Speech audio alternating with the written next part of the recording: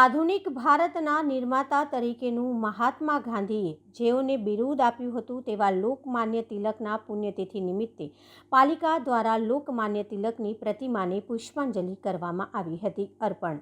દેશના રાષ્ટ્રપિતા મહાત્મા ગાંધીએ જેઓને આધુનિક ભારતના નિર્માતા તરીકે ઓળખાવ્યા હતા તેવા તિલક સ્વરાજ સ્વશાસનના પ્રથમ મજબૂત હિમાયતી એવા બાલ ગંગાધર તિલક લોકમાન્ય તિલકનો આજે જન્મદિવસ છે। તેમનો જન્મ 23મી જુલાઈ 1856ના રોજ થયો હતો। તેઓ લાલપાલ ત્રિપુટીના ભાગ હતા। તેઓ મરાઠીમાં તેમના અવતરણ માટે જાણીતા હતા। સ્વરાજ મારો જન્મસિદ્ધ અધિકાર છે અને હું તેને મેળવીશ તેમને બિપિનચંદ્ર પાલ, લાલા લજપત રાય, અરબિંદો ઘોષ સહિતના ભારતીય કોંગ્રેસના નેતાઓ સાથે ગાઢ જોડાણ કર્યું હતું।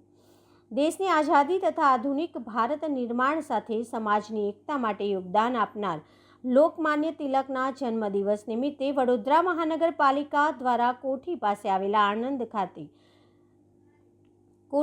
આવેલા આનંદપુરા ખાતે લોકમાન્ય તિલકની પુણ્યતિથિ નિમિત્તે પ્રતિમાને અર્પણ કરવામાં આવી હતી પુષ્પાંજલિ, જેમાં વડોદરાના મેયર, પૂર્વ ડેપ્યુટી મેયર, પૂર્વ સ્થાયી સમિતિના ચેરમેન, રાવપુરાના ધારાસભ્ય, સ્થાયી સમિતિના ચેરમેન શીતલ મિસ્ત્રી, હાલના ડેપ્યુટી મેયર ચિરાગ બારોટ સાથે સ્થાનિક નગરસેવકો આ પુષ્પાંજલિના કાર્યક્રમમાં જોડાયા હતા અને પુષ્પાંજલિ અર્પણ કરવામાં આવી હતી।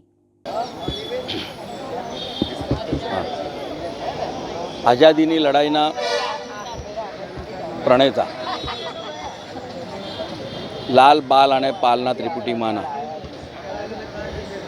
જેમને અંગ્રેજોએ એવું કહ્યું હતું કે ભારતીય ક્રાંતિના જનક એવા લોકમાન્ય તિલકજીની આજે પુણ્યતિથિ છે। વડોદરા સાથેનો તેઓનો નાતો ખૂબ અલગ છે।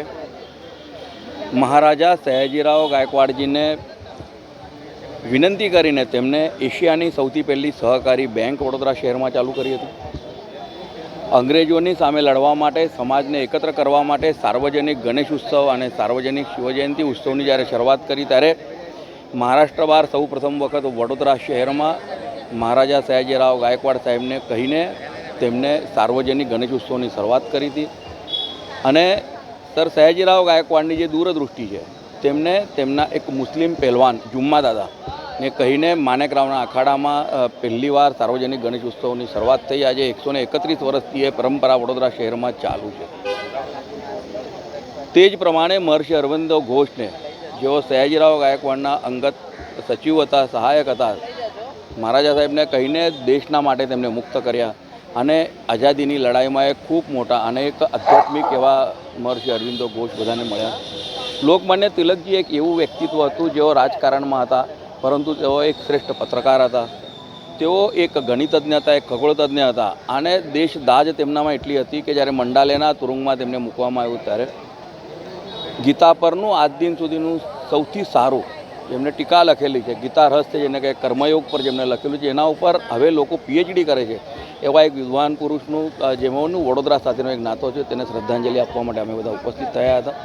અને તિલકજીના જીવન પ્રસંગોમાંનો કોઈ એક પણ જીવન પ્રસંગ આપણે જીવનમાં ઉતારીએ તો મને લાગે આપણું જીવન ધન્ય થાય। સ્વરાજ્ય મારો જન્મસિદ્ધ હક છે અને તે હું મેળવીને જંપીશ। આવી સ્વતંત્રતાના સમયે રાષ્ટ્રવ્યાપી સ્વરાજ્ય માટે લોકોનામાં શ્રી બાલ ગંગાધર તિલકજી દ્વારા એવી ચેતના જગાડવામાં આવી કે લોકોએ જ તેમને લોકમાન્ય તરીકે બિરદાવ્યા હતા। એમના જન્મ સમયનું નામ તો કેશવ હતું, પરંતુ એ સમયમાં પુત્રને નામથી નહીં બોલાવવાની પ્રથાને કારણે એમના માતા દ્વારા તેમને બાળ કહીને બોલાવાતા, જે આગળ જતાં તેમનું નામ બની ગયું। ઉચ્ચ શિક્ષણ મેળવીને ઉચ્ચ નોકરી કે વકીલાત કરવાને બદલે તેમણે લોકસેવા અને દેશ સેવાને જ પ્રાધાન્ય આપ્યું હતું। ડૉક્ટર એની બેસનના સહયોગથી તેમને હોમ રૂલ લીગની સ્થાપના કરી હતી અને લોકોમાં ભારતની સંસ્કૃતિ, ભારતના ધર્મને પ્રાધાન્ય આપતા તેમના દ્વારા ગણેશોત્સવ અને શિવાજી જયંતિ જેવા ઉત્સવો જાહેરમાં ઉજવવાની પહેલ કરવામાં આવી હતી।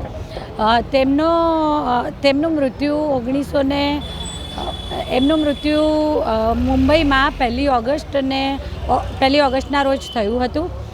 લોકમાન્ય તિલક જે સ્વતંત્રતાની ચળવળમાં એમને ખૂબ જ પોતાનું યોગદાન આપ્યું હતું અને તે માટે તેમને અનેકવાર જેલવાસ પણ ભોગવવો પડ્યો હતો. જેલવાસ દરમિયાન તેમણે ગીતાજીનું પઠન કરી અને એની ટીકા પણ ગીતા સારની સુંદર ટીકા પણ કરી હતી.